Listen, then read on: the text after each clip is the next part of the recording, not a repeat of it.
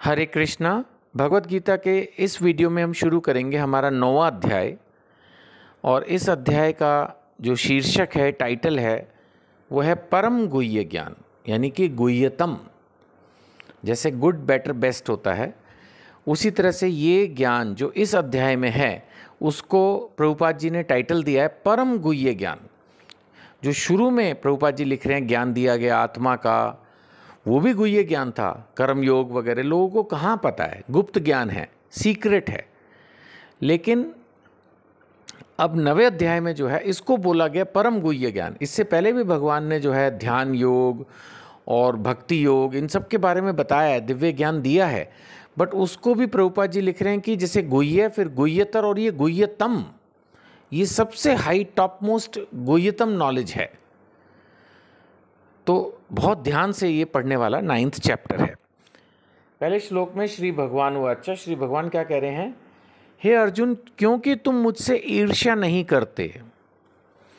Actually भगवान की भक्ति के लिए ये भी जरूरी है कि हम भगवान से ईर्ष्या ना करें।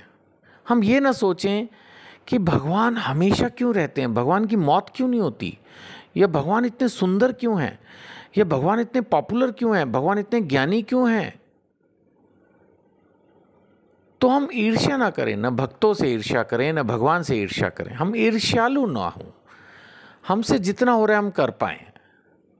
नहीं, ये नहीं सोचना है कि यार हमारे पास तो खाने का भी पैसा नहीं, भगवान को 56 भोग लग रहे हैं, हमारे पास तो पहनने के लिए कपड़ा भी नहीं, भगवान सुबह शाम दिन में 3 बार 6 बार ड्रेस बदलते हैं। भाई वो भगवान हैं, आप अपने से मत कंपेयर करो ना उनको। तो इसलिए भगवान कह रहे हैं कि तू मुझसे ईर्ष्या नहीं करता है, जलन नहीं करता, इसलिए तेरे को बताता हूं।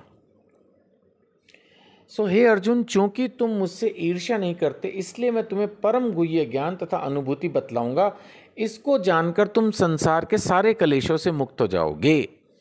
नेचुरली जब नॉलेज हो जाएगी, समझ लोगे सब कुछ, तो उसी दिशा में आगे बढ़ोगे।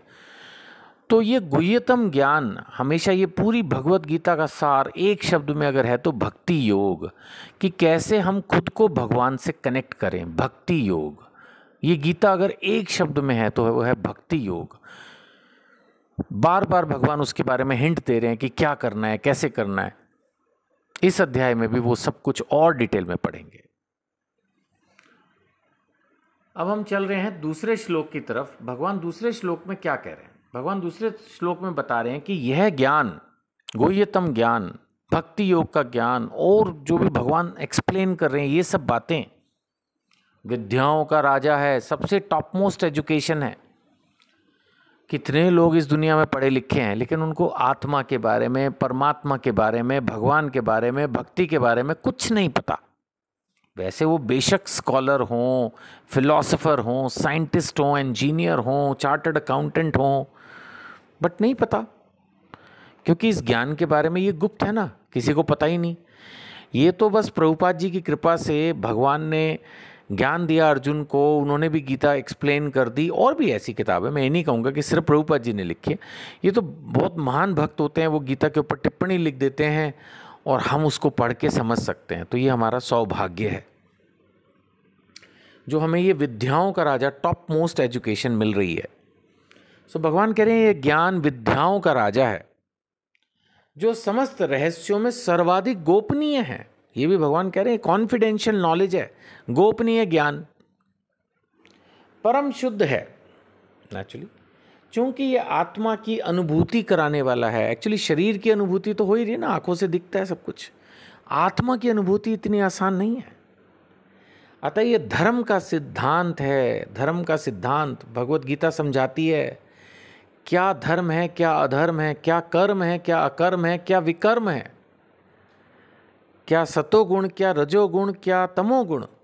ये सब चीज प्रॉपरली, क्या ब्राह्मण, क्या क्षत्रिय, क्या वैश्य, क्या शूद्र, क्या ब्रह्मचारी, क्या गृहस्थ, क्या वानप्रस्थ, क्या सन्यासी, हर प्रश्न का उत्तर तो भगवत गीता में है। इसीलिए तो कहा ये विद्याओं का राजा है, गुह्यतम ज्ञान है, धर्म का सिद्धांत है। ये अविनाशी और अत्यंत सुखपूर्व संपन्न किया जाता है। सो भगवत गीता का ज्ञान अल्टीमेट नॉलेज है। इसको हमें प्राप्त करने की कोशिश करनी चाहिए। आप कर रहे हो, सौभाग्यशाली हो। करते रहो। 90 अध्याय तक पहुंच चुके हैं, करीब करीब गीता आधी होने को आई। 18 अध्याय टोटल हैं। जिस दिन पूरे हो जाएंगे, एक बार कम से कम आप भगवत गीता पूरी समझ लोगे। मुझे पूरी उम्मीद है कि जिस उम्मीद से आप भगवत गीता पढ़ना शुरू कर रहे हो, वो उम्मीद आपकी पूरी होगी, पूरा ज्ञान आपको मिलेगा और उसके बाद आप अपने जीवन में आवश्यक चेंजेस करके भक्ति मार्ग की तरफ प्रोग्रेस कर सकोगे। हरे कृष्णा।